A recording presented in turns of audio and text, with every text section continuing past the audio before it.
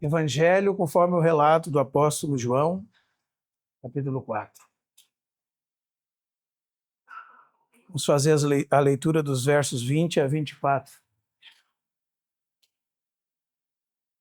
Diz assim a palavra de Deus: Nossos pais adoravam neste monte. Vós, entretanto, dizeis que é em Jerusalém o lugar onde se deve adorar. Disse-lhe Jesus: Mulher, podes crer-me que a hora vem, quando nem neste monte, nem em Jerusalém adorareis ao Pai. Vós adorais o que não conheceis. Nós adoramos o que conhecemos, porque a salvação vem dos judeus. Mas vem a hora, e já chegou, em que os verdadeiros adoradores adorarão ao Pai em espírito e em verdade. Porque são estes que o Pai procura para seus adoradores. Deus é espírito, e importa ou é necessário que os seus adoradores o adorem em espírito e em verdade. Nas últimas semanas, com a ajuda do Senhor, nós temos meditado nesse texto da conversa de Jesus com a mulher de Samaria. E a primeira vez que nós tocamos nele, nós percebemos aquela sede que Deus tem, falando com toda a reverência, aquele desejo, aquela necessidade que Deus tem de buscar o pecador. Jesus veio buscar e salvar o que havia se perdido. E nós percebemos que no encontro de Jesus com essa mulher marginalizada, uma mulher que vivia uma vida ímpia, que era rejeitada por todos e que fazia parte de um povo mestiço, que era considerado como cães, até mesmo pelo povo judeu, o encontro de Jesus com essa mulher demonstra como Deus é condescendente, como Deus se dispõe a vir em nossa direção para nos salvar. Isso é uma coisa maravilhosa da parte dele, porque se não fosse ele nos chamar, nós estaríamos perdidos. Se não fosse ele vir nos buscar, estaríamos desamparados, não teria salvação para nós. Mas aprove a Deus descer do céu, não é? Aprove a Deus, como diz o Evangelho de João no capítulo 1, verso 14, o verbo se fez carne. Aprove a ele se tornar homem como nós, exceto no pecado. E viveu uma vida perfeita, uma morte expiatória para nos resgatar dos nossos pecados e para nos conduzir a Deus, levando ele mesmo sobre o madeiro os nossos pecados. Isso foi do agrado de Deus. Agradou ao Pai moer o próprio Filho por amor de nós. Deus é condescendente. Nós jamais poderíamos ir a Deus. E essa tentativa dos homens, eles tentam alcançar o céu de alguma forma, irmãos. Mas é necessário que o Filho venha. Foi necessário, e ele veio. E ele resgatou-nos, como resgatou essa mulher. E do que ele resgatou ela? Nós sabemos que ela tinha uma sede insaciável. Era uma sede existencial, como todos nós temos, até encontrarmos o Senhor. E também, depois que encontramos o Senhor, ficamos entre dois corações, vamos dizer assim. Por um lado estão as coisas da fé, e por outro as coisas do mundo, que encantam o velho homem, a carne, e nos conduzem muitas vezes, ainda homens e mulheres da fé, para longe de Deus, quando damos lugar à carne. Imagine que você tem um vazio dentro de si. Você, criança, ainda na tenra idade, que só Deus pode preencher. E esse vazio existencial é como se fosse uma sede, uma fome insaciável. E que, depois da queda e do pecado, essa fome, a carne e os nossos desejos naturais tentam satisfazê-la por todas as coisas, por bens, por sucesso, por dinheiro, por realizações, por poder, por glória. Mas quanto mais nós nos alimentamos dessas coisas, mas nos sentimos perdidos e com mais fome e com mais sede, e nada nos satisfaz. Essa era a fome dessa mulher. Essa era a sede que ela tinha. E no caso dela, ela tentou satisfazer com seus prazeres, buscando satisfação em muitos maridos. Ela queria que alguém a amasse, ela queria que alguém a cuidasse, ela queria que alguém a protegesse. Mas ela não sabia que esse alguém que ela devia buscar, que a amasse, a buscasse, a protegesse, a cuidasse, alimentasse, em primeiro lugar, era o próprio Deus. E a semelhança do povo de Israel, como está escrito em Jeremias 2,13, 2 males fez o meu povo. Um deles trocou as fontes da água da vida por cisternas rotas que não retêm as águas. Eles trocaram a fonte da vida por poços que não mantêm a água dentro de si. Sabe, irmãos, muitas vezes nós estamos cultuando a Deus. Muitas vezes nós estamos levantando nossas mãos. Muitas vezes nós estamos fazendo isso. Mas Deus não está recebendo a nossa adoração. Deus não está recebendo o nosso louvor. E muitas vezes nós estamos fazendo essas coisas sem perceber que Deus não se agrada de nós. Sem perceber. E se acontecesse conosco como aconteceu no livro de Malaquias, irmãos, que mensagem atual do livro de Malaquias? Se acontecesse conosco isso, nós talvez respondêssemos a Deus como eles responderam. 7 vezes eles disseram: em que não temos te honrado? Em que te roubamos? Em que temos feito contra ti? Deus está inquirindo deles o afastamento deles do sacerdote, daqueles que deveriam servir na casa de Deus, oferecendo sacrifício ao Senhor. Está inquirindo deles: vocês estão mostrando coisas para mim, oferecendo coisas para mim, mas eu não tenho recebido. E a cegueira é tão grande da parte do povo que leva eles a uma ousadia tão grande que eles dizem ao Senhor: em que te roubamos? Em que temos falado contra ti? Os irmãos percebem, irmãos? Então há uma adoração que Deus não recebe. Que a nossa adoração seja recebida por Deus. Eu lembro da história de um irmão que teve uma experiência com o Senhor e ele foi levado acima do lugar onde estavam reunidos em comunhão. E é como se um agente de Deus o levasse, fizesse ele voar acima do lugar de reunião, e existia somente uma lâmpadazinha acesa dentro daquele lugar. Somente uma lâmpadazinha. E ele pôde perceber pela assistência daquele ser celeste que era uma criança, uma pequena criança, voltando a voz ao céu em adoração a Deus. Mas havia muita gente cantando naquele lugar, muita gente orando, muita gente levantando as mãos, mas nenhuma daquela adoração subia como cheiro suave a Deus. Somente a adoração daquela singela criança. Que nós não sejamos achados nessa condição, irmãos. Semana passada, então, nós vimos que essa mulher que entra no assunto da adoração com Jesus, ela disse: Senhor, tu és profeta. Nossos pais adoravam aqui no Monte Gerizim. Né? Vocês, judeus, dizem que é em Jerusalém que se deve adorar. Jesus respondeu para ela: o que, irmãos? Podes crer-me. Vem a hora que nem neste monte, nem em Jerusalém adorareis ao Pai. E ele disse: vocês, samaritanos, adoram o que não conhecem, né? Porque eles tinham uma religião, ainda que com uma boa intenção, uma boa disposição, longe da verdade. E Deus não recebe louvor dessa forma.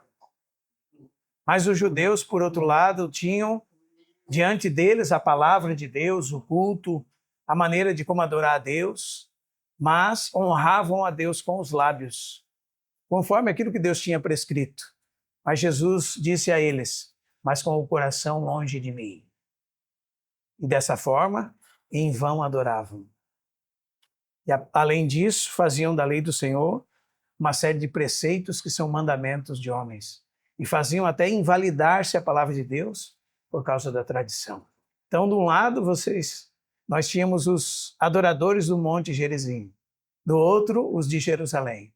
E Jesus disse a ela: mas vem a hora, e é esse tempo dele, quando ele veio. E já chegou. Quando os verdadeiros adoradores adorarão o Pai em espírito e em verdade. Irmãos, o que é adoração? Guarde no seu coração isso. Porque às vezes a gente pensa que é no domingo à noite, meia hora. Ainda a gente diminui da parte da reunião da igreja aqueles 30 minutos em que cantamos. É os 30 minutos antecedentes à palavra no culto. Não é assim? Adoração é outra coisa. Essencialmente, ela é qualquer interação com Deus. Deus é o objeto. Seja em atos, seja em palavras, seja em ações, seja em reações, qualquer interação com Deus, por meio de Cristo, através do Espírito Santo. Mas essa interação com Deus deve vir do mais profundo do coração do homem, do espírito do homem, com a disposição correta. E no Espírito e por meio do Espírito. Porque o Espírito é o agente de Deus que agora nessa terra comunica as coisas celestiais para nós e é o mediador entre nós e Deus nesse momento. Ou seja, ele que traduz em pensamentos e palavras espirituais as nossas palavras que às vezes nós nem sabemos dizer. Precisamos do Espírito. Precisamos também, como eu disse, da palavra de Deus. Adoramos em espírito e adoramos conforme aquilo que Deus estabeleceu que fosse, em verdade. E tudo isso culmina em buscar valorizar a Deus, exaltar as perfeições de Deus. Então, a adoração é uma expressão de culto prestada a Deus por uma alma que o ama e o exalta, não pelo que ele pode fazer, mas por quem ele é. Não porque ele pode fazer alguma coisa por você, mas por quem ele é. E aqui nós temos, então, o objeto do nosso culto. Qual é o objeto? Adoração é isso? Quem é o objeto da nossa adoração?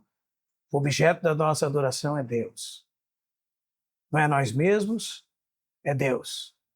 É a glória de Deus. E é Deus, Pai, Filho e Espírito Santo. 3 vezes santo. Glória ao Pai, glória ao Filho, glória ao Espírito Santo de Deus. Nós adoramos o Deus Trino, conforme ele é descrito nas páginas das Sagradas Escrituras e no modelo dele. E qual é o lugar da adoração hoje, irmãos? Segundo o nosso texto, o lugar da nossa adoração não é físico. Ué, irmão, mas eu cheguei aqui, a reunião está marcada para 6 horas da tarde, eu compareci, me fiz presente, e realmente nós devemos comparecer às reuniões do povo de Deus, às assembleias solenes, nem devemos deixar de congregar, né? Mas a adoração vai além de um lugar. É isso que Jesus ensinou. Nós estamos nas regiões celestiais, assentados com Cristo. Nós estamos em Cristo. Sabe, irmãos, se nós tentássemos traduzir isso na linguagem do Evangelho de João, eu lembro que uma vez o irmão Roger estava tentando transmitir isso para nós. E ele começou a falar do Filho de Deus, como a casa de Deus. Porque, essencialmente, o Filho de Deus é a casa de Deus. Nós costumamos dizer que a casa de Deus somos nós, não é verdade? Conforme Hebreus 3:6. Mas, essencialmente, Até nós inferimos disso da palavra usada em João capítulo 1, verso 14. O verbo se fez carne e habitou entre nós. Essa palavrinha habitou lá é tabernaculou entre nós. Ele armou a sua tenda entre nós. Então, onde o Filho de Deus está, ali está a presença de Deus entre os homens. Ele é o tabernáculo de Deus entre os homens. Isso fica mais claro, então, um pouquinho para frente no Evangelho de João, quando Jesus, naquela época da Páscoa, da sua primeira Páscoa, vai a Jerusalém e expulsa os cambistas, os vendedores de pombas, derruba as mesas. Ele diz assim: não façais da casa de meu pai casa de negócio. E diz o texto que lembraram os seus discípulos que estava escrito: o zelo da tua casa me consumirá. E os judeus chegaram para Jesus e perguntaram: que sinais tu mostras para fazeres estas coisas? E é interessante, irmãos, Jesus diz assim: destruí esse santuário e em 3 dias o reconstruirei. E eles replicaram: em 46 anos foi edificado esse santuário, que era o templo embelezado por Herodes, e tu em 3 dias o reconstruirás, o edificarás? E ele disse, o texto narra da seguinte forma: ele, porém, se referia ao santuário do seu corpo. Quando, pois, Jesus foi ressuscitado dentre os mortos, lembraram-se os seus discípulos que ele dissera isto e creram na Escritura e na palavra de Jesus. O santuário de Deus entre os homens era o Filho de Deus.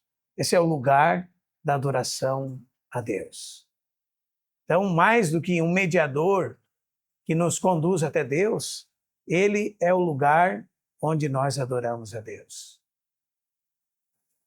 Resumindo numa expressão, isso é estar em Cristo. Por isso que Paulo diz que nós estamos assentados nos lugares celestiais. Aonde, irmãos? Em Cristo Jesus. E nós vamos voltar aqui. Mas se os irmãos lembrarem, existem 200 palavras em Efésios 1, do verso 3 ao 14. Aquilo parece uma enxurrada de água. Não tem uma vírgula, nem um ponto, nem uma respiração entre essas 200 palavras. É o derramar de um rio. Rios de água viva fluindo da boca e da pena do apóstolo Paulo. Lá nós temos adoração a Deus. Ele começa: bendito o Deus e Pai de nosso Senhor Jesus Cristo, que nos tem abençoado com toda sorte. Ele está louvando a Deus. São palavras de glória. Com toda sorte de bênção espiritual nas regiões celestiais em Cristo. Regiões celestiais em Cristo. Depois ele diz que, no capítulo 1, verso 20, que ele ressuscitou a Cristo e fez assentar nos lugares celestiais. Depois, no capítulo 2, ele diz que nós estamos assentados nos lugares celestiais com Cristo. E depois, no capítulo 3, verso 10, ele diz que pela igreja a multiforme sabedoria de Deus será conhecida de principados e potestades nos lugares celestiais em Cristo. Em Cristo. E depois, no capítulo 6, verso 12, diz que nossa luta não é contra carne nem sangue, mas contra principados e potestades, contra dominadores deste mundo tenebroso, contra as forças espirituais da maldade nas regiões celestiais. Então, há um lugar. Você está sentado aqui e assentado nos lugares celestiais com Cristo. Nesse lugar, você foi abençoado com toda sorte de bênção espiritual nas regiões celestiais com Cristo. E em Cristo, nós temos acesso ao Pai. Nele, nós fomos escolhidos. Nele, nós fomos adotados. E esse é o louvor de Paulo. Paulo louva pela eleição, pela adoção de filhos, pela redenção, pelo perdão dos pecados, pela revelação da vontade divina. E eu sigo em Efésios. Agora estou no verso 9. Desvendando-nos o mistério da sua vontade. Deus não nos deixou oculta a sua vontade. Ele nos desvendou o mistério da sua vontade, segundo o seu bom prazer, que propuseram em si mesmo. E qual é esse mistério? De fazer convergir em Cristo todas as coisas, tanto no céu como na terra. Esse é os motivos dos louvores dele a Deus. O que mais? Em último lugar, ele louva a Deus pelo dom bendito do Espírito como um selo, comprovando que somos propriedade exclusiva de Deus e que ninguém nos separa dele. Que bendita posição nós temos. Aí nós entendemos que não tem a ver com um lugar, tem a ver com uma pessoa. Amém, irmãos? E essa pessoa bendita do Pai, do Filho e do Espírito é adorada em espírito e em verdade. O que significa isso? Primeiro, em espírito significa com a disposição correta do coração, com uma boa consciência, com uma fé sem hipocrisia. Em segundo lugar, também significa que nós adoramos com aquilo que Deus nos deu e ressuscitou em nós, o Espírito do homem, a lâmpada do Senhor. Como Paulo diz em Romanos 1,9, o Deus a quem sirvo em meu espírito. Mas não é só isso. Também, segundo Filipenses 3,3, nós, os cristãos, somos a verdadeira circuncisão. Nós que adoramos a Deus pelo Espírito. Esse é o Espírito com letra maiúscula. No Espírito e pelo Espírito. Nos gloriamos em Cristo Jesus e não confiamos na carne. Mas também em verdade. E em verdade significa segundo os padrões da justiça divina, conforme aquilo descrito na palavra de Deus. Conforme a palavra de Deus, conforme as realidades de Deus. A verdade de Deus. Mas o oposto disso, irmãos, sabe o que é? Idolatria. E por isso que é bem importante nós considerarmos. Ezequiel, capítulo 14, por exemplo, fala de ídolos além de imagens, ídolos do coração.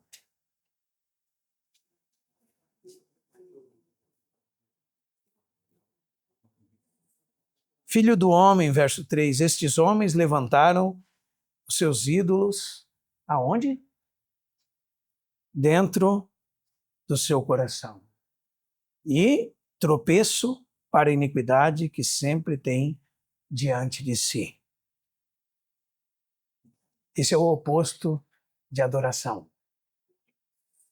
É daqui que surge a falsa adoração. O que é um ídolo?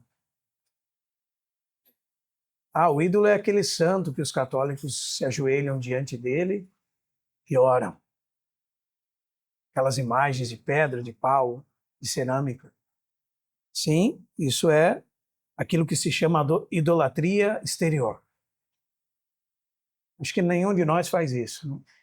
Espero que sim. Mas um ídolo é qualquer coisa que ocupe o lugar de Deus em seu coração. Algo tão central para você que sem isso sua vida perde o sentido. Esses são seus ídolos. E idolatria, irmãos, é um serviço aos ídolos. É adoração aos ídolos. É prestar culto aos ídolos. E nós podemos ter 3 relações com os ídolos. Aliás, ou com Deus ou com os ídolos. E a Bíblia descreve essas 3 relações. A primeira delas, quando nós falamos de Deus, é que Deus usa a figura do marido e da esposa. E diz que nós devemos amar a Deus sobre todas as coisas. E Ele é o nosso esposo. E o seu povo é sua noiva, sua esposa. Os ídolos também são usados como essa figura. Porque muitas vezes Deus reclama do povo que trocaram ele, o marido deles, por outros deuses. E praticaram o adultério espiritual. E, aliás, Jeremias 2:3 fala até que Deus, por causa desse adultério, daria carta de divórcio a Israel e daria carta de divórcio a Judá. Porque adulteraram, trocando Deus por outros deuses. Então, o amor que damos ao ídolo e a afeição que damos a Deus? Como é que está nosso coração nesse sentido? Temos um falso cônjuge ou Deus é nosso marido? A segunda relação que a Bíblia usa, irmãos, é de confiança. Isso relaciona-se com Deus como Salvador ou os ídolos como nossos salvadores. E o que nós entregamos a eles? Nossa confiança. Dependemos do ídolo como fonte de segurança, ou dependemos de Deus como fonte de segurança, ou dos ídolos. E a terceira é do senhorio. Deus é o Senhor, nós seus servos. Não é assim? A Ele devemos obediência. Mas sabe o que é interessante, irmãos? A Bíblia diz que aquele que é vencido torna-se servo do que o venceu. 1 de Pedro e 2 de Pedro também diz isso. E a quem nós nos oferecemos como servos para a obediência, desse mesmo é quem servimos. Então, guarde essas três figuras: do marido, do Salvador e do Senhor. E muitas vezes nós somos idólatras. Nós temos outros maridos, nós temos outros salvadores em quem nós depositamos a nossa confiança. E nós temos outros senhores para quem nós prestamos obediência. Então vamos falar um pouco sobre os ídolos do coração. Um autor puritano, irmãos, num livro chamado A Idolatria do Coração, listou 13 manifestações interiores da idolatria. 13 delas. Ou seja, coisas que revelam que você tem ídolos dentro do seu coração. Isso a palavra de Deus faz. Nós falamos sobre isso. A palavra de Deus dá o diagnóstico da nossa doença. E também o remédio para a cura.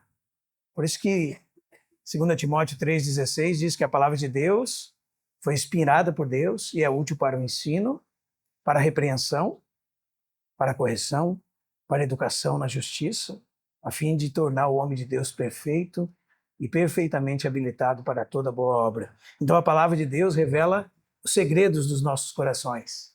E quando nós lemos ela, o Senhor aponta a sua luz sobre nós e nós descobrimos onde estão os nossos ídolos. E às vezes nós precisamos orar para que Deus revele os nossos ídolos. E muitas vezes nós estamos como o povo de Malaquias. Pensamos que não temos. Mas como dizia João Calvino, o coração do homem é uma fábrica de ídolos. Então afaste-se de Deus e você vai começar a buscar para si seus deuses. Aliás, isso é o que começou, irmão. Assim começou a queda do homem.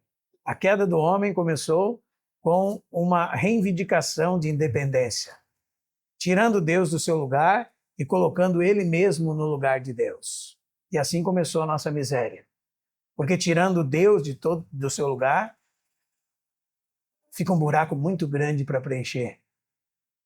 E é impossível preenchê-lo sem que seja com o próprio Deus. E Deus é a base para toda a verdade, irmãos. Tirando Deus de seu lugar, estamos perdidos. Estamos atolados na mentira, no lodo, nas trevas. Foi isso que aconteceu na queda.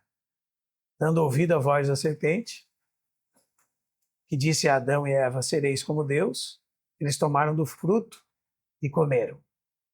E por eles entrou o pecado no mundo e pelo pecado a morte. E agora nós estamos nessa luta aí, não é verdade? Aí o Pai enviou seu Filho para nos resgatar e para nos tornar como Ele. Toda essa interação que eu mencionei em minhas palavras diz respeito à adoração. Era para adorarmos a Deus. Nos perdemos no meio do caminho e adoramos todas as outras coisas ao invés de Deus. E transformamos a verdade de Deus em mentira, adorando e servindo a criatura em lugar do Criador. Transformamos Deus muitas vezes também num ídolo, tendo um conceito de Deus equivocado. Quando Moisés voltou de receber as tábuas da lei, algumas vezes você pensa que eles estavam adorando outros deuses, não é verdade? Mas o texto diz que eles fizeram uma imagem de um bezerro e disseram: "Este é o vosso Deus que os tirou do Egito." Então era uma representação de Deus que não condizia com ele. Isso levou eles à imoralidade, à idolatria. A idolatria, irmãos, não é só você adorar Baal, Maom, Mamon, Moloque. A idolatria é você fazer uma imagem de Deus que não condiz com ele. O primeiro mandamento é: eu sou o Senhor, vosso Deus, que vos tirei da terra do Egito. Não terás outros deuses diante de mim. Então aqui está o mandamento para você não colocar nada no lugar de Deus. O segundo mandamento diz respeito a você fazer uma imagem de Deus e adorá-lo. Não farás imagem de escultura. Diz respeito a você adorar o Deus da Bíblia por meio de representações e símbolos. Isso é proibido também. Amém? Tirou Deus do lugar, começam-se a adorar ídolos, sendo eles vistos por representações no próprio coração. Como é que nós podemos identificar isso, irmãos? Primeiro, devemos olhar para as nossas afeições, para o nosso coração. O que nós amamos? O que mais amamos, adoramos como Deus. Pode ser nosso cônjuge, pode ser nossos filhos, pode ser nosso trabalho. O que nós amamos, nós adoramos como Deus. Os irmãos estão me entendendo? Conta-se a história de uma mulher que queria ter filhos. E ela fez de tudo para ter filhos, Deus deu 2 filhos para ela. E ela tornou os 2 filhos e o amor que tinha por eles num ídolo. Agora os filhos eram seus ídolos. É o amor dela pelos filhos. Era o seu ídolo. Porque ela amava mais os filhos do que a Deus. Se tornou para ela um ídolo. E quando se toca no ídolo, nós vemos quem nós adoramos e o que ocupa o nosso coração. Então as afeições, elas podem dar um diagnóstico disso. Também aquilo que nós nos deleitamos pode dar um diagnóstico disso, ainda nas afeições. Com que nós nos regozijamos? Onde nós temos nosso prazer, o nosso deleite? Isso é fácil de ver, irmãos. É só observar onde você gasta o seu tempo. Aquilo que nós mais nos regozijamos, adoramos como Deus. Segue o Senhor nos dando um diagnóstico. Também aquilo que nós desejamos, o que ocupa o desejo do nosso coração. O que mais desejamos, adoramos como Deus. E também aquilo que nós esperamos. Onde está a nossa esperança? A nossa esperança, naquilo que nós pomos a nossa esperança, esta coisa é o que nós adoramos como Deus. Então, aquilo que nós amamos, naquilo que nós nos deleitamos, o que desejamos, onde está a nossa esperança? Esses são os deuses do nosso coração. Por isso Paulo fala a Timóteo em 1 Timóteo 6,17, ora, exorta os ricos do presente século que não sejam orgulhosos, nem depositem a sua esperança na instabilidade da riqueza. Irmãos, percebem?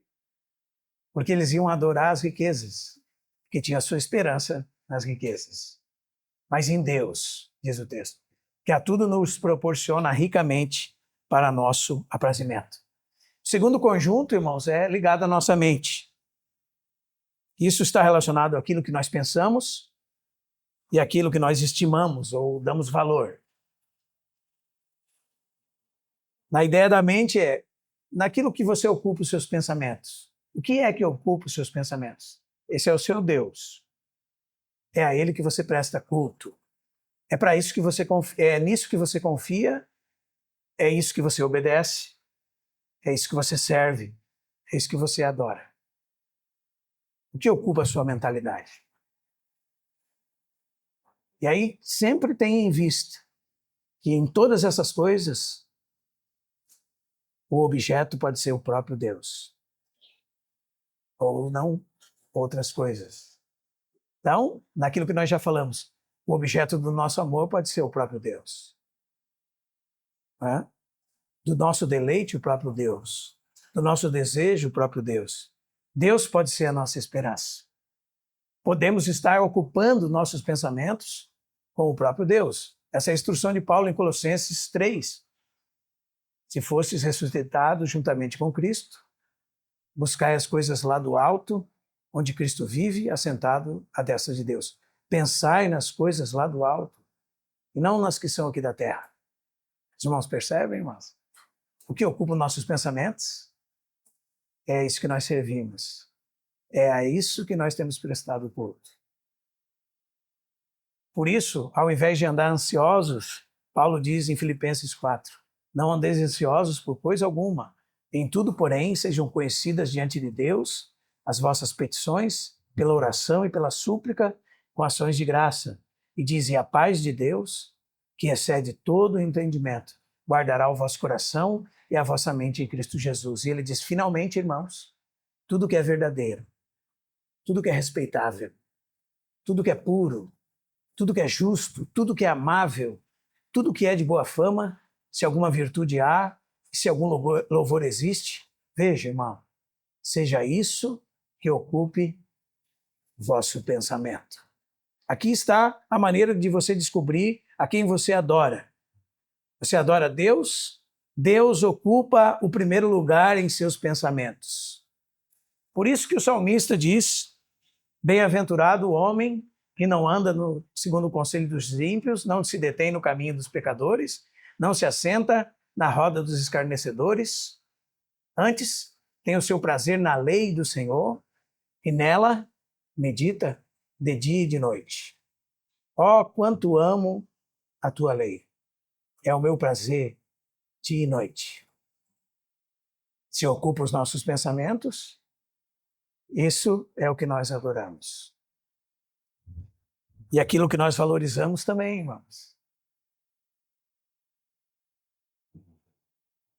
Jesus precisa nos ajudar com essas coisas o tempo todo. Não é verdade? Às vezes uma camisa vale mais para nós do que Deus. Um bem, um objeto, um carro, uma casa. E como é que nós medimos isso? O quanto de valor nós damos. E normalmente nós somos provados nessas coisas quando perdemos ou quando elas sofrem dano. Não é verdade? Aí nós descobrimos o quanto amamos ela e o quanto nós a servimos, o quanto nós estamos a serviço dessas coisas, o quanto nós confiamos nelas e não em Deus. Deus é a verdadeira riqueza. Deus é a verdadeira alegria. Deus é aquilo que tem valor. A bênção do Senhor que enriquece e com ela não traz desgosto é o Filho de Deus, Jesus Cristo, dado a nós para a remissão dos nossos pecados. Se nós temos Ele, nós estamos supridos e satisfeitos. Ele é aquilo que é valoroso. É isso que nós damos valor, é isso que ocupa nossos pensamentos. E, em terceiro lugar, nessa categoria, a vontade. Lembre-se, já falamos de afeições, da nossa mente e da nossa vontade. O que você deseja? O que você almeja?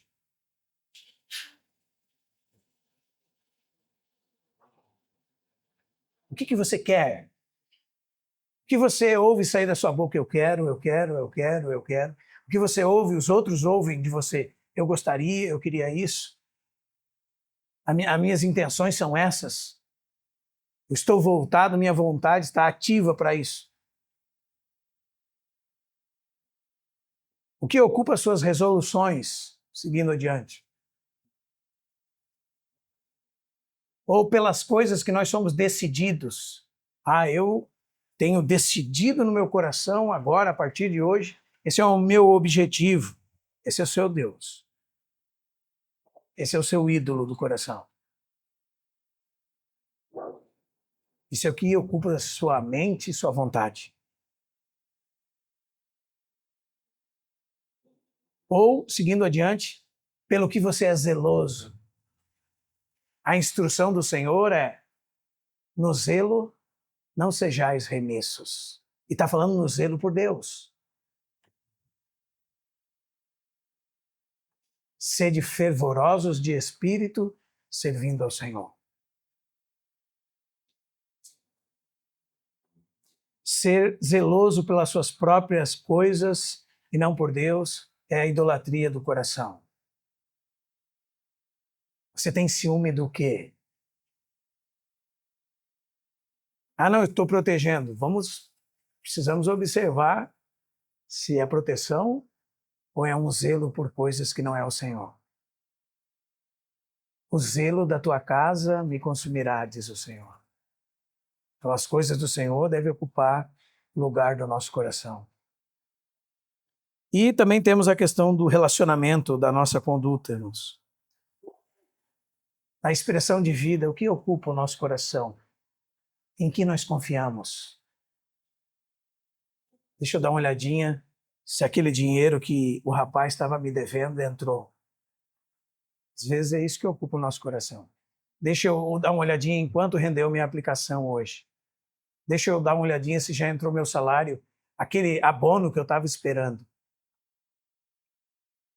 Naquilo que confiamos, isso se torna o nosso Deus. Também aquilo que tememos, a nossa conduta diária, se torna o nosso Deus. A Bíblia diz que devemos temer somente a Deus, e nem mesmo que um outro homem tire a nossa própria vida. Quando Jesus está instruindo os discípulos da sua missão de pregar o Evangelho e diante das autoridades, Jesus fala para eles assim: não temais aqueles que podem matar o corpo, depois nada podem fazer. Eu vos ensinarei a quem deveis temer. E o temor é o respeito devido a Deus pela posição que ele ocupa. Nós tememos os homens, nós tememos as circunstâncias, nós tememos o patrão, nós tememos alguém que pode se levantar contra nós. Todas as coisas, nós tememos ficar pobres, nós tememos tantas coisas, e é assim que o diabo escraviza o mundo, irmão. Hebreus 2 diz que o diabo, pelo medo da morte, escraviza os homens. Pelo temor da morte, esses homens vão servir o diabo e prestar culto. Que é ele que está por trás de tudo isso. E você está com medo de morrer?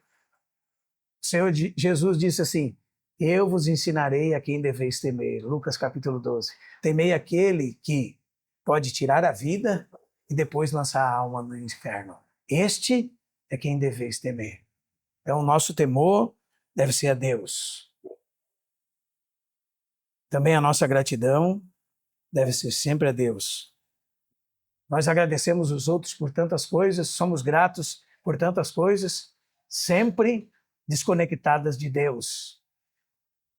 Às vezes até conectadas com o nosso próprio esforço. Principalmente ligadas ao nosso trabalho, né? Foi as minhas mãos que conquistaram isso. Cuidado, irmão. Essas são as palavras de Nabucodonosor. E o juízo de Deus sobre ele foi que ele foi pastar com os animais do campo. Ele perdeu o juízo, perdeu a razão. E é um bom exemplo para nós. Nossas mãos conquistaram essas coisas. Senhor, muito obrigado, Pai, por todas as coisas que vêm das tuas mãos. Pelo trabalho que vem das tuas mãos. Por tudo que tu tens dado, Senhor. Somos gratos. Isso é adoração, irmãos. Em tudo dai graças, porque esta é a vontade de Deus em Cristo Jesus para convosco. Isso é adoração. E o cuidado com os negócios, às vezes, se torna o nosso Deus. Lembram de Abacuque 1,15? Eles prestavam sacrifícios à rede de pesca e à rede de arrastão. Queimavam incenso ao instrumento de trabalho. Adoravam o instrumento de trabalho. Quando o nosso cuidado e os nossos negócios estão voltados a outras coisas que não a Deus. Isso revela os ídolos do nosso coração. 13 coisas.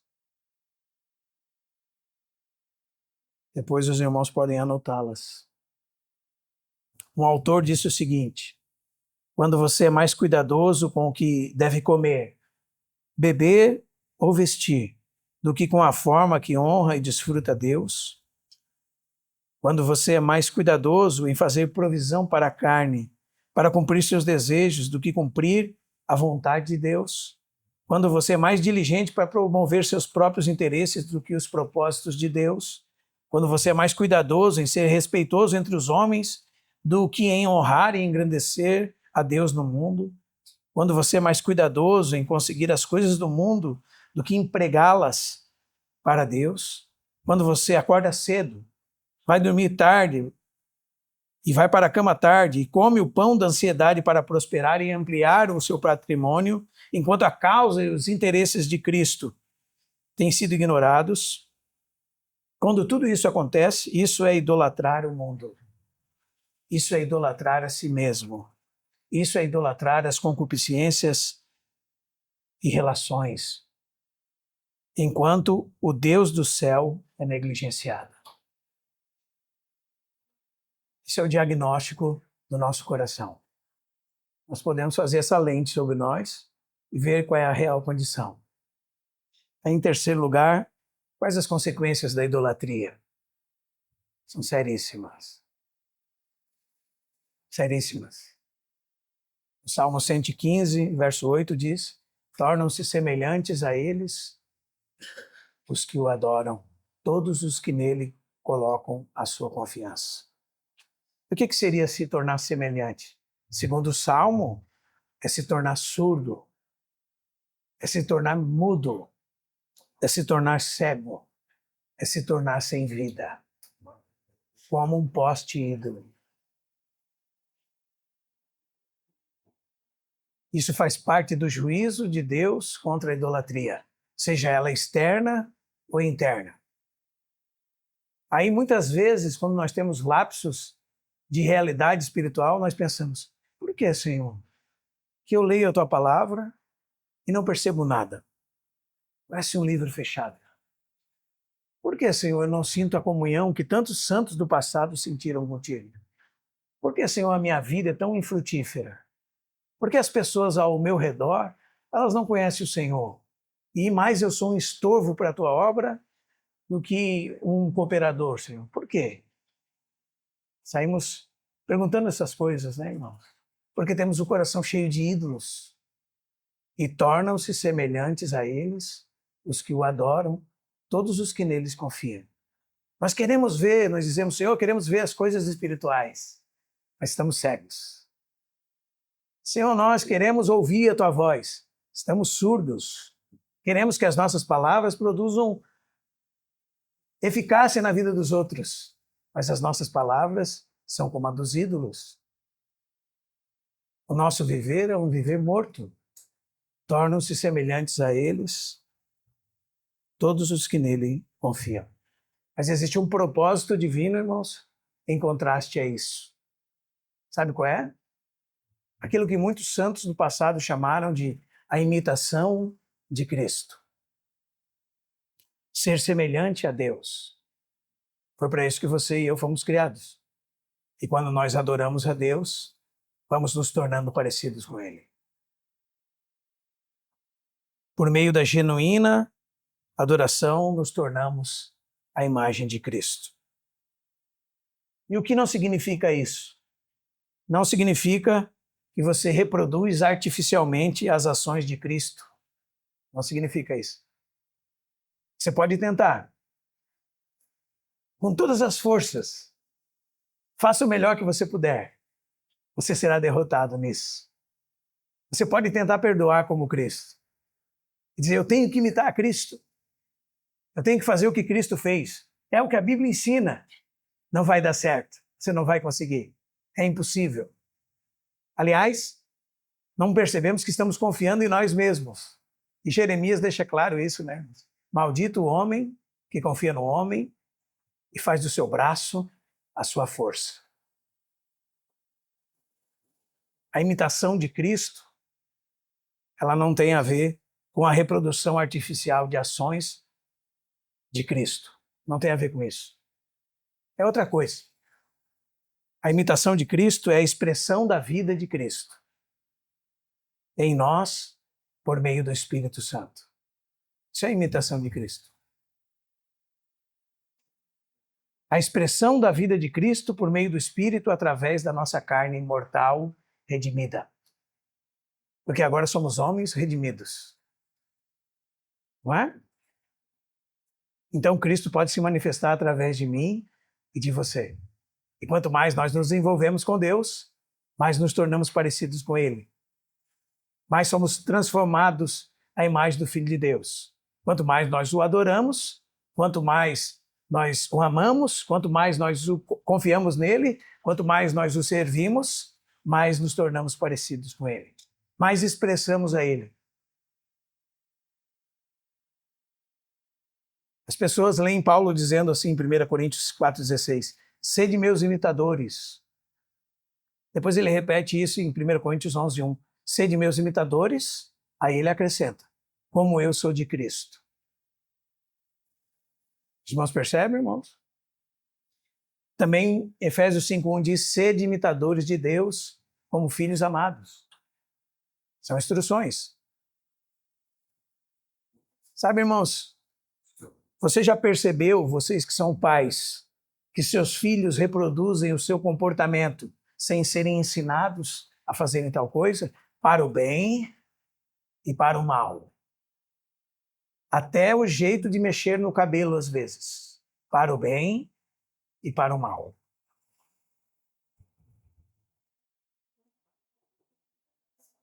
Então é impossível, por exemplo, que alguém que fala mal dos irmãos ganhe o seu filho para Cristo. Ele simplesmente está ensinando o filho a falar mal dos outros. A murmurar, a contender, a maledizer. E eles vão aprender isso por imitação. É como o pai que fuma e diz ao filho, o dia que você colocar um cigarro na boca, eu vou te dar um tapa. Ele vai colocar um cigarro na boca, salvo exceções. Então, para o mal e para o bem. Paulo diz, sede imitadores meus, como eu sou de Cristo. Então, a ideia é que a vida de Cristo que existia no apóstolo Paulo era vista pelos irmãos e eles viam nisso uma possibilidade de que essa mesma vida que existia no apóstolo Paulo, por meio do Espírito, se expressasse na carne deles.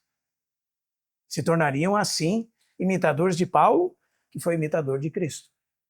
Também em Filipenses 3, verso 17, diz, irmãos, sede imitadores meus, diz Paulo, e observai o modelo que tendes em nós. Porque Paulo era cheio de Cristo, expressava Cristo, e quando ele expressava Cristo, ele expressava um modelo pelo qual os homens deveriam viver. E particularmente na Epístola aos Filipenses, está falando da mente de Cristo, né? Que lá no capítulo 2, verso 5, diz que não julgou como usurpação ser igual a Deus, antes a si mesmo se esvaziou, assumindo a forma de servo, tornando-se em semelhança de homens, e reconhecido em figura humana, a si mesmo se humilhou, tornando-se obediente até a morte, morte de cruz. E eles, ao invés de serem orgulhosos, a servirem a si mesmos, deveriam estar ocupados uns com os outros, tendo a mesma pronesis. Porque, às vezes, a sua Bíblia vai estar assim, tende a mesma atitude que teve em Cristo Jesus. E outras vezes tende o mesmo sentimento, porque é uma palavra que não tem como traduzir para o português. Essa palavra, ela fala de sentimentos, emoções e também atitudes. Aquilo que existiu em Cristo, Cristo completo, num sentido de mente, emoções e vontades, pode ser expresso na carne mortal do Lucas. E ele deve ter, pela instrução do Senhor, a mesma mente, a mesma atitude, as mesmas emoções que teve em Cristo Jesus. E elas transpareceram em Cristo Jesus, abrindo mão dos seus direitos, se esvaziando de si mesmo, tornando-se obediente até a morte, e morte das mais terríveis. E o que aconteceu? Deus o exaltou sobremaneira. Então isso é bem importante, irmãos. São consequências da verdadeira adoração. Agora vamos tocar um pouquinho na cura para a idolatria. Encerramos. Se a Bíblia dá o diagnóstico, a Bíblia dá o remédio. Bendito seja o nome do Senhor. Já pensou se ficássemos à deriva? E agora, irmão? Eu saio daqui descobrindo o quanto eu sou idólatra. Como é que eu resolvo isso? A Bíblia diz. A Bíblia serve para repreensão, que significa apontar aquilo que está à margem do caminho, e para a correção. Então, há remédio.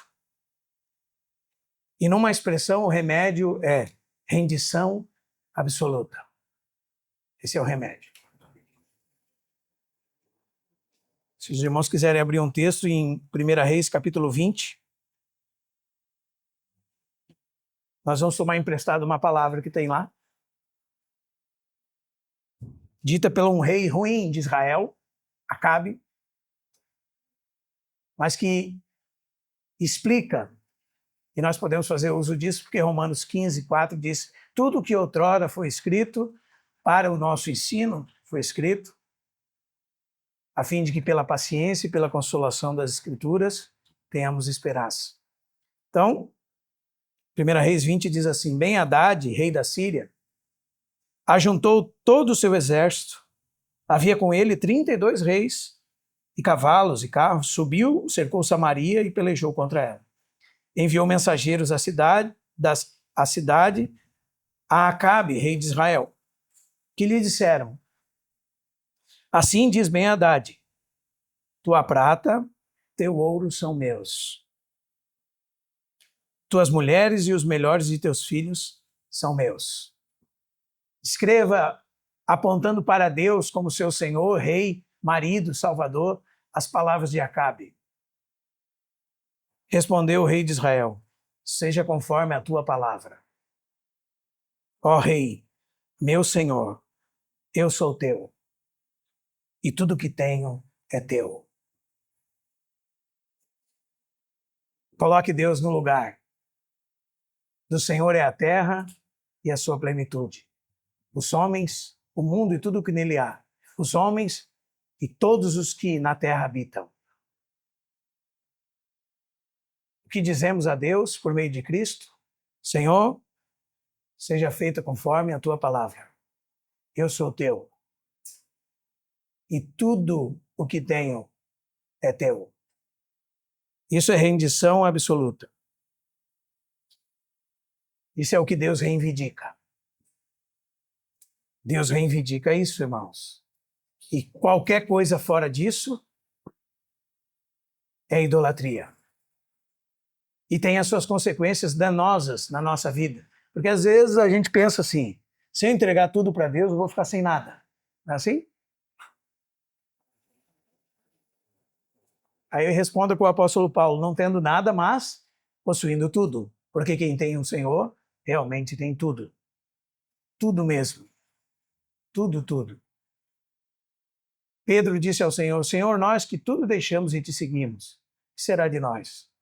Ele disse: não há quem tenha deixado casas, pais, campos, que não receba no presente século 100 vezes mais. E não está falando de bens,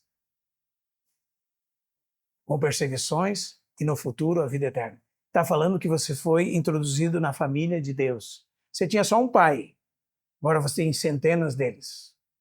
Só uma mãe, agora tem centenas delas. Só um irmão, às vezes, ou era até órfão. Era filho único e órfão de pai e mãe. E agora você tem milhares e milhares de irmãos. Você é bem-aventurado. Eu sou bem-aventurado. Deus é o dono de todas as coisas possuem a Ele. É isso que Ele reivindica do povo o tempo todo. Por isso que você vê sempre Deus pedindo o primogênito. Porque o primogênito era aquele que representava o pai e era capaz de pagar a dívida pela família. E Deus reivindicava sempre reivindicava. Do gado, da casa, do campo, as premissas de todas as coisas. Porque Ele é o dono de todas as coisas. Ele é o dono de 100% da nossa vida, irmão. Às vezes a gente é religioso e diz: não, deixa eu fazer a conta do meu dinheirinho aqui. 10%. De 1.000 dá 100. É que você não entendeu ainda. Que Deus é o dono de você. E como diz o nosso amado João, o dono da vaca é o dono do leite. Deus é o teu dono. Ele reivindica tudo. Tudo, absolutamente tudo. E quando nós agarramos para nós perdemos. E às vezes idolatramos e se torna aquilo que nós servimos. E as coisas ficam fora de ordem. Então Deus reivindica isso. Mas como nós não somos capazes de fazer, se nós nos rendemos a Ele, Ele fará isso em nós. Ele que opera em nós, tanto querer como realizar, segundo a sua boa vontade. O que a gente pode fazer é dizer, Senhor, estão aqui todas as minhas misérias. Eu sou incapaz de fazer isso. Sou incapaz de largar a mão disso. Mas eu quero, se é assim que tu dizes, eu quero te obedecer. Aí ele vai produzir isso. E ele vai receber a nossa rendição. E além disso, irmãos, se tem uma coisa que nós podemos ter certeza, conforme as Escrituras, é que nós estamos garantidos. Ele vai manter isso. Porque ele é poderoso para livrar os nossos pés de tropeçar. Ele vai fazer com que perseveremos até o fim. Sabe por quê? Porque ele não foi você que disse assim, eu tinha uma ótima ideia. A partir de hoje eu vou atrás de Deus. Não foi isso que aconteceu. Bendito Deus e Pai de nosso Senhor Jesus Cristo, que nos tem abençoado com toda sorte de bênção espiritual nas regiões celestiais em Cristo, que mais? Assim como nos escolheu nele, antes da fundação do mundo. Leia a história de Abraão, você vai descobrir que Deus foi buscar a Abraão, que Deus foi chamar Abraão. Para daquele homem, uma família, daquela família, uma nação, daquela nação, visse o Messias, que seria a semente de Abraão e abençoaria todas as famílias da terra. Deus foi buscar você. E Deus salvou você. E Deus é capaz de sustentar você. E isso que diz respeito a essa doutrina preciosa da eleição. É segurança. Não é para você ficar prepotente, orgulhoso, não, é só segurança mesmo. Ver que, como é que pode, Deus, tu ter feito tal coisa ao meu favor? Então devemos nos entregar totalmente a Deus incondicionalmente. Devemos também, através dessa rendição, ver em nós o fruto do Espírito. Não esforço natural, mas a obra da graça, no poder do Espírito, no amor do Espírito. E sabe o que o Espírito faz, irmãos? O Espírito nos aparta do mundo. E o Espírito nos aparta para a missão, para o trabalho do Senhor. Assim como ele fez com Paulo e Barnabé em Atos 3. Diz que haviam em Antioquia profetas e mestres. E o que eles estavam fazendo? Estavam adorando a Deus. E adorando a Deus em jejuns e orações. Aí, Senhor, eu quero trabalhar para ti, mas você não se entregou para o Senhor, irmão. Você ainda está cheio de ídolos, eu estou cheio de ídolos no coração. Eu não sei o que eu tenho que fazer na igreja, Senhor. Eu não sei aquilo que é a minha missão, meu trabalho no Senhor, a minha vocação. Mas ainda está cheio de coisas no coração, cheio de ídolos. Não há verdadeira adoração, só falsa adoração. Aqueles homens estavam adorando a Deus em jejuns e orações, quando disse o Espírito: separai-me, Paulo e Barnabé, para a obra que os tenho chamado. Isso ainda é segurança, irmão. Seguimos no assunto da segurança. Nós não precisamos ficar fazendo elucubrações do que nós devemos fazer. As coisas vão fluir naturalmente de dentro de nós. Vão se expressar naturalmente através de nós, porque é Deus trabalhando através de nós. Cristo fez por nós, Cristo está fazendo em nós, pode fazer através de nós.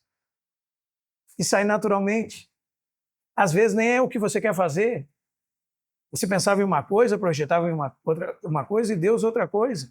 Mas aí você descobre que você estava errado nas suas intenções, que você pensava porque alguém te ensinou que devia ser assim, mas você então, em Deus, descobre que agora sim você está satisfeito, seguro, fazendo ainda que seja uma coisa desconhecida, invisível, como que por debaixo da terra. como é, por exemplo, o ministério de oração de alguns santos, desconhecido, não visto dos olhos dos homens, mas cumprindo a vocação que Deus chamou. Separai-me para a obra que eu os tenho chamado. Amém, irmãos? Isso requer de nós o que mais? Arrependimento.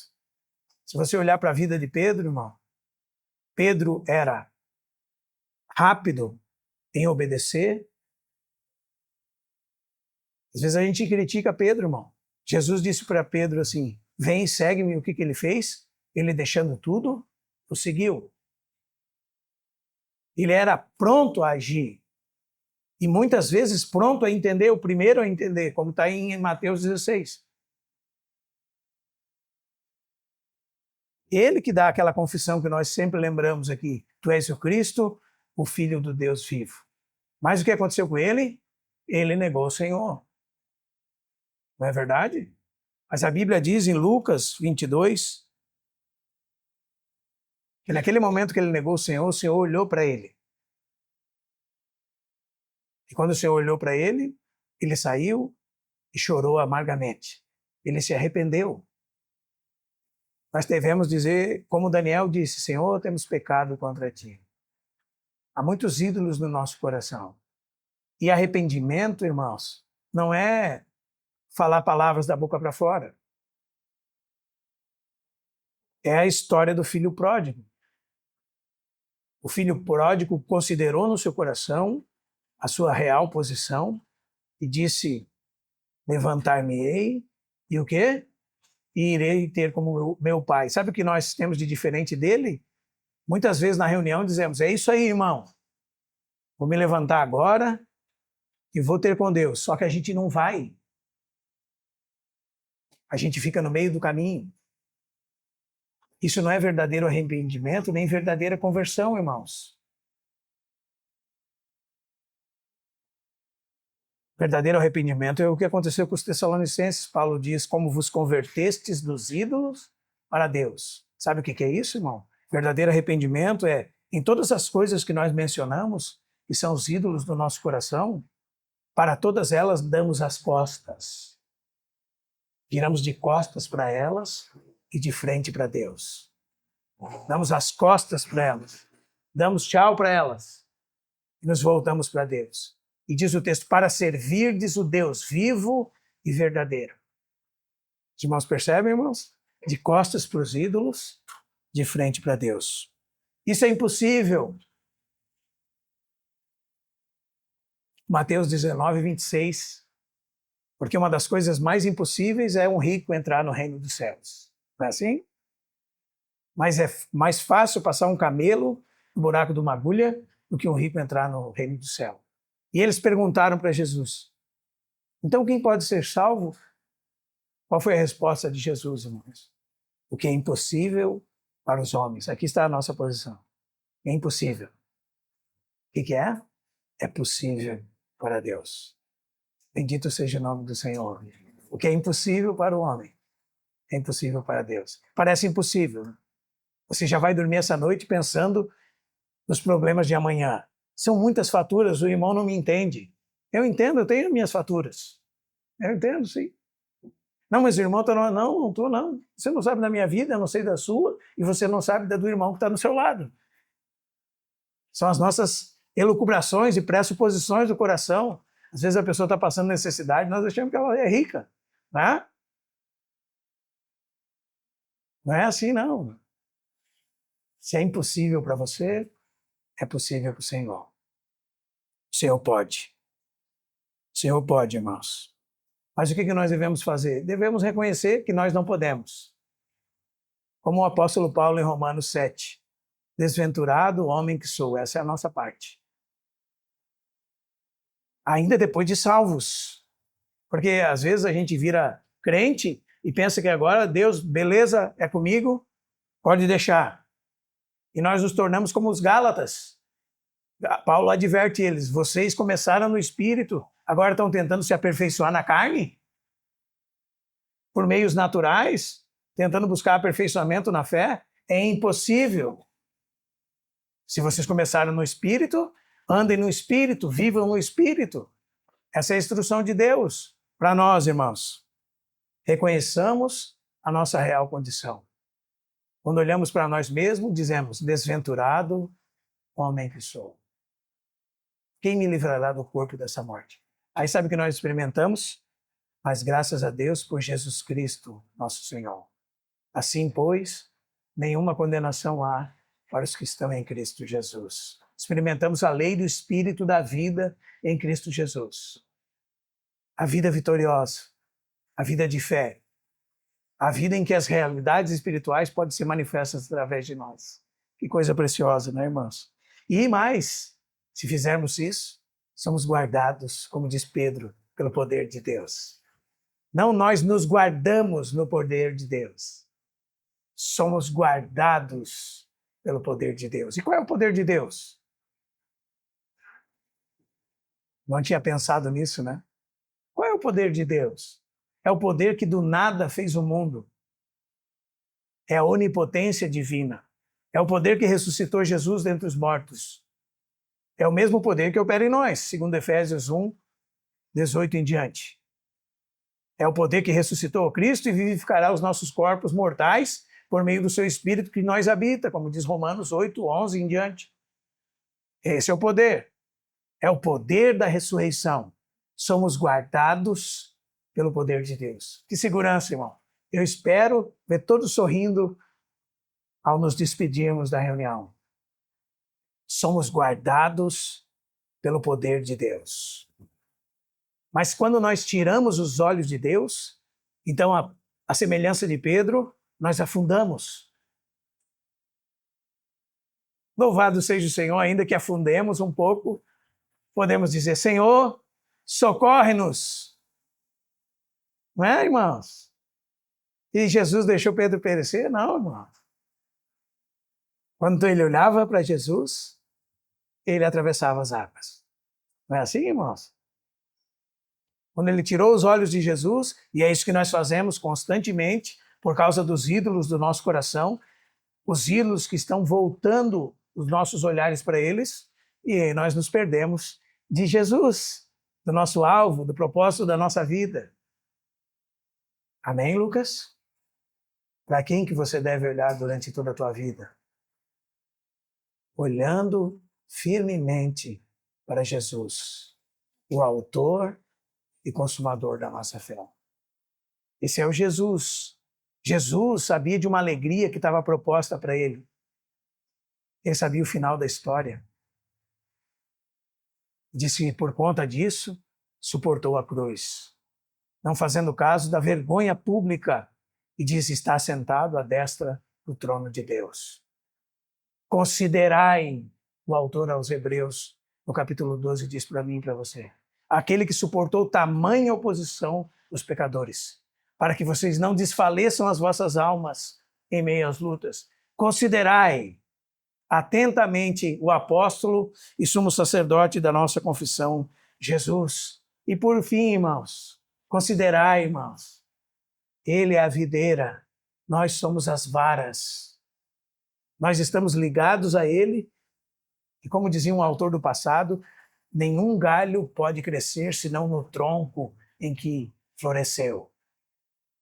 Se estamos ligados a ele, a sua vida é capaz de penetrar em nós, por meio do tecido do nosso corpo, e é capaz de produzir frutos em nós. Amém? É capaz de fazer-nos com que nós sejamos preservados na fé, no poder do Senhor. Bendito seja o nome do Senhor. Amém, irmãos? Então hoje nós vemos isso, irmãos. Nós temos o problema. Ah, que problemão. Alguém aqui não tem esse problema? Quando olha para o próprio coração, se você disser que não, gostaria de que você lesse o livro de Malaquias. E você, naquele livro de Malaquias, é aqueles sacerdotes. Se eu sou pai, onde está a minha honra? O Senhor pergunta. E se eu sou o Senhor, onde está a minha glória? E eles dizem, em que te desonramos? Se você não enxerga essas coisas de algum outro modo no seu coração, irmão, há uma grande possibilidade de você já estar conformado à imagem do seu ídolo. Cegos, mudos, surdos, sem vida, sem atividade espiritual. O Senhor nos ajude, irmãos. O diagnóstico é esse, o remédio está dado. Que o Senhor seja misericordioso conosco, não é verdade? Que o Senhor seja misericordioso comigo e com você. A somente o teu Deus adorarás e só a Ele servirás. A proposta do diabo para você e para mim é sempre a mesma. Ainda que muito menor, porque ao Rei dos Reis foi proposto todos os reinos do mundo e a glória deles. Tudo isso te darei se prostrado me adorares. Como dizia o Dr. Campbell Morgan, onde houver um coração Judas, Satanás há de providenciar 30 moedas de prata para ele. Então o seu preço, Satanás sabe. O preço que você vende o seu coração, Satanás sabe. Então se houver idolatria no coração, onde há um coração Judas, como era o coração de Judas, quando aquela mulher quebrou o vaso de alabastro e derramou sobre o Senhor, o que ele disse? Porque João identifica quem era, que disse, que desperdício. Esse dinheiro poderia ser dado aos pobres. E João faz o adendo. Ele disse isso não porque se preocupava com os pobres, mas porque era ladrão e tomava aquilo que estava na bolsa. Não é assim? Onde há um coração Judas, Satanás há de providenciar 30 moedas de prata para ele. Então o coração idólatra é como o coração de Judas. Que o Senhor nos livre disso, irmãos. Que nós possamos verdadeiramente ser rendidos ao Senhor. E eu preciso perguntar para você, você quer se render ao Senhor? Ou você quer permanecer na mesma condição? Ninguém vai chamar para frente, não. Porque é uma coisa do coração, né? Mas eu preciso perguntar. Porque esta é a raiz de todos os nossos problemas. Essa é a raiz de todos nós. Todos os outros pecados provêm da idolatria. Todos os outros proveram desse mesmo caminho, dessa mesma raiz. Todos os outros. Né? Eles começaram com a idolatria e quando Moisés chegou, o que estava acontecendo? Orgia, perversão sexual, imoralidade. Por quê? Porque vem da idolatria. Até mesmo a ganância do coração, a Bíblia diz que é idolatria. Então, irmãos, será que nós queremos nos render ao Senhor? O Senhor é um bom Senhor, irmãos. Nas palavras de Policarpo, quando estava prestes a ser queimado numa fogueira, e foi perguntado, se você negar o Senhor, você estará livre. Ele disse, tenho servido por 80 anos, e Ele nunca me fez mal algum. Ele é um bom Senhor. Vale a pena servir a Cristo. Podemos pesar, calcular, vale a pena. Vale a pena. Vale a pena olhar para Cristo. Vale a pena ter Cristo em primeiro lugar. Vale a pena que Cristo seja o principal, o primeiro, o mais importante da sua vida. Vale a pena. Se alguém te disser que não vale a pena, é porque não nasceu de novo e não conhece a Cristo. Ou está enredado pelos cuidados da vida e a fascinação das riquezas e as demais ambições que, como diz a parábola do semeador, sufocam a palavra e fazem com que ela se torne frutífera. Vale a pena servir a Cristo. As crianças estão me ouvindo? Deixa eu ver.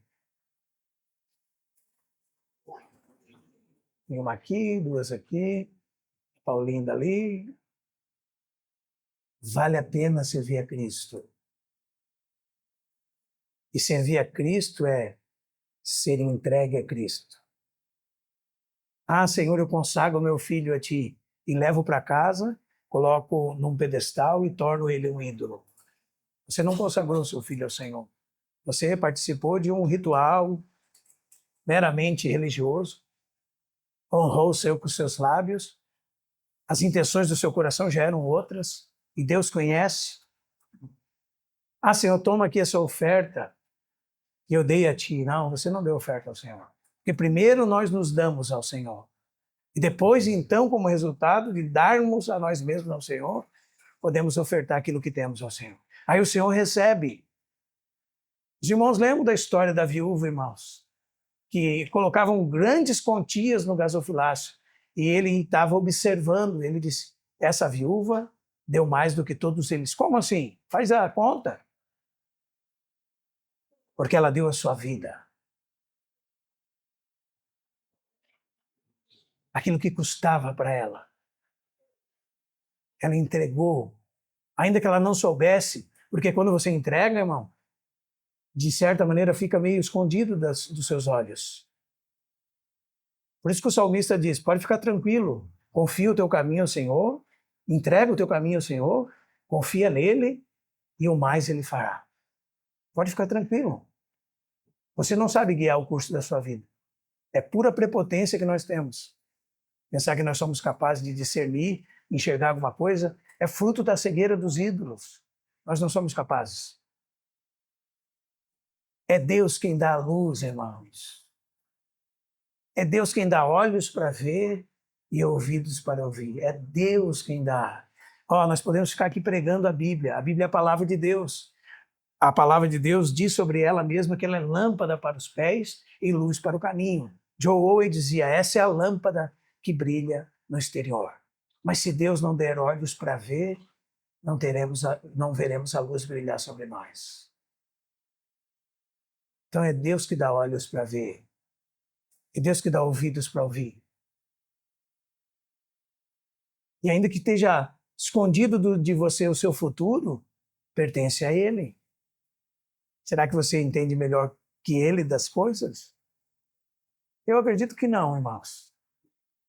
E é infelizmente, com muita tristeza que nós falamos. Nós vemos muitas pessoas no final da sua vida. Conhecemos pessoas de 60, 70, 80 anos que desperdiçaram os seus dias.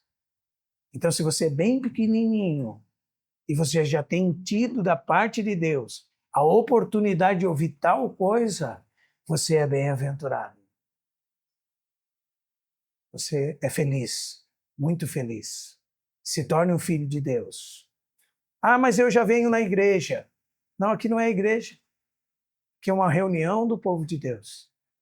Nós estamos falando de um relacionamento familiar com Jesus Cristo, que é iniciado pela intervenção divina do Espírito no coração do homem. Ele mesmo ouve a voz divina. O Senhor Jesus disse outra vez, vem a hora e já chegou, que aqueles que estão mortos ouvirão a voz do Filho do Homem. E os que ouvirem, ressuscitarão. É isso que o Senhor vai fazer com o espírito daquele que nasce de novo. Aí sim, ele entra para a fileira do verdadeiro adorador que Deus procura. Se não é uma coisa religiosa, pode ser até cristã, pode ser bonita, pode ser bem tocada, mas não é incenso de odor agradável a Deus. Não é. Amém, irmãos? Quem aqui quer realmente se consagrar ao Senhor? Não precisa levantar a mão, não. Quem quer se render ao Senhor? Se o Senhor é um bom Senhor, os irmãos aí que servem o Senhor há mais tempo, têm provado que Deus é bondoso? Não é isso que Pedro diz? Se é que tem desprovado que o Senhor é bondoso. O Senhor é bondoso, irmão? O Senhor é bom. E a sua misericórdia dura para sempre. Ela se renova de geração em geração, até 1000 gerações daqueles que o temem. Que legado para os filhos e netos e bisnetos e tataranetos. Até 1000 gerações daqueles que o temem. Muitos de nós são frutos das orações dos nossos pais de uma segunda ou terceira geração. Os pais estavam de joelhos dobrados, consagrando a sua vida e a minha diante de Deus de todo o seu coração. Eu lembro. Se tem uma coisa que eu lembro da idade dele, no meio da madrugada, era o meu pai que já dorme no Senhor, com as mãos sobre mim, abençoando a minha vida, consagrando a minha vida a Deus. Eu lembro. E eu tenho provado que o Senhor é bondoso. Não que não tenha lutas, tenha dificuldades, mas temos todas as coisas em Cristo, que nos fortalece. Amém, irmãos? Vamos fechar os nossos olhos do jeito que nós estamos.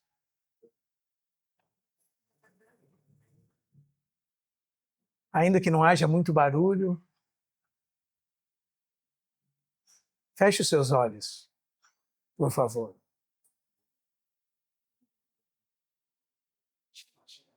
Faça essa oração comigo. Querido Senhor, primeiramente, Senhor, queremos pedir perdão pelos pecados e nos arrepender de toda idolatria. Há muitas coisas no coração que ocupam o teu lugar. Quando nós sondamos os nossos corações à tua luz, se realmente enxergamos a luz, como a tua palavra diz, todas as coisas são manifestas pela luz. Se realmente enxergamos, há muitas coisas, Senhor. Há filhos no teu lugar, muitas vezes, há o trabalho, há insegurança do futuro. Senhor, nós temos tido outros amores, outros maridos, outros desejos, outros pensamentos, outros anseios, outros trabalhos, outras resoluções do nosso coração. Pedimos perdão a Ti. Senhor, nós queremos nos render a Ti. Sabemos que somos incapazes de fazer, mas a Tua palavra diz que Tu opera em nós o querer e o realizar segundo a Tua boa vontade. E, Senhor, o Teu Espírito está sobre nós. O Teu Espírito de poder, o Teu Espírito, Senhor, onde estão contidas todos os tesouros da Tua vida, está em nós, sobre nós. Como a Tua palavra diz, para os que creem, fomos selados com o Santo Espírito da promessa. E nos tornamos Tua propriedade e ninguém pode mexer, Senhor, conosco, porque sobre nós está o Teu selo, sobre nós, sobre o nosso coração. Somos Teus, eternamente Teus. Nós queremos nos render a Ti, Senhor. Nós queremos reconhecer que em nós mesmos é impossível, mas para Ti todas as coisas são possíveis. Nós queremos reconhecer que sem Ti nada podemos fazer, Senhor. E também, Senhor, nós reconhecemos, Senhor, que nós somos homens em nós mesmos desventurados. O bem que nós queremos fazer, nós não fazemos. Muitas vezes o mal que nós não desejamos fazer, nós fazemos. Quem nos livrará do corpo dessa morte? Graças a Deus pelo Teu Filho Jesus Cristo. Graças a Deus por Te conhecer. Bendito seja o Teu Filho Jesus. Bendito seja o Pai, o Espírito Santo. Queremos estar arraigados em Ti, Senhor. Alicerçados e arraigados em Ti. Queremos ver frutificar desse tronco da videira celestial frutos para a Tua glória. Ó Senhor, nós sabemos que assim, só assim, seremos os mais bem-aventurados de todos os homens, porque teremos provado que Tu és bondoso, Senhor. Ah, Deus, a falta de confiança em Ti, Senhor, a imaturidade da nossa parte, há tantas coisas que nos prendem aqui ainda. Senhor. Ajuda-nos, Senhor. Ajuda-nos, ajuda a nossa mente, Senhor, tão cansada, porque, Senhor, nós confessamos, nossa mente está exausta, Senhor, de tanta informação, de tanto acúmulo de coisas. Realmente, Senhor, Satanás tem nos atribulado muitas vezes, Senhor. O Deus desses séculos tem tirado a palha, Senhor, feito com que nós tenhamos que trabalhar muito mais. Nós não queremos entrar nesse ativismo, Senhor. Nós não queremos nos amoldar com o mundo, Senhor. Nós queremos estar consagrados a Ti, Senhor. Queremos ver aquilo que é do Teu coração e que esse seja o desejo do nosso coração. Nós oramos, Senhor, agradecidos a Ti pela vida e pelo Teu cuidado, porque o Senhor nos trouxe aqui. O Senhor sempre insiste conosco, Senhor. O Senhor, ainda com toda a nossa obstinação, Senhor. O Senhor é aquele que perdoa 70 vezes 7. Perdoa-nos muitas vezes durante o curso de um único dia, Senhor. Obrigado, Senhor, porque o Senhor não atenta para os nossos pecados. E na tua ira, Senhor, o Senhor sempre está observando a tua misericórdia. Sempre está diante dos teus olhos, se renovando todos os dias. Graças nós te damos. Que esse amor, que essa bondade, que essa misericórdia nos atraia para perto de ti hoje. Senhor, atrai as crianças, Senhor. Coloca, Senhor, a tua vida no coração das crianças, Senhor. Que elas possam sentir, Senhor. Que elas possam ser reavivadas. Que haja, Senhor, uma percepção e elas possam testemunhar para os pais. Hoje aconteceu uma coisa em mim, Pai, diferente. Dentro do meu coraçãozinho, eu não sei o que foi, mas eu acredito que há uma coisa nova. Tu está fazendo uma coisa nova, Senhor. E nós não queremos ver nossos filhos se perderem. Nós não queremos, Senhor. Senhor, implementa pelo teu poder a tua vida no coração dos nossos filhos. Convence eles, traz eles à fé, ao arrependimento, Senhor. A comunhão da igreja, a comunhão do teu corpo, Senhor. Nós oramos agradecidos a ti. Em nome de Jesus. Amém. Proclamamos, Deus, tua palavra, para que a tua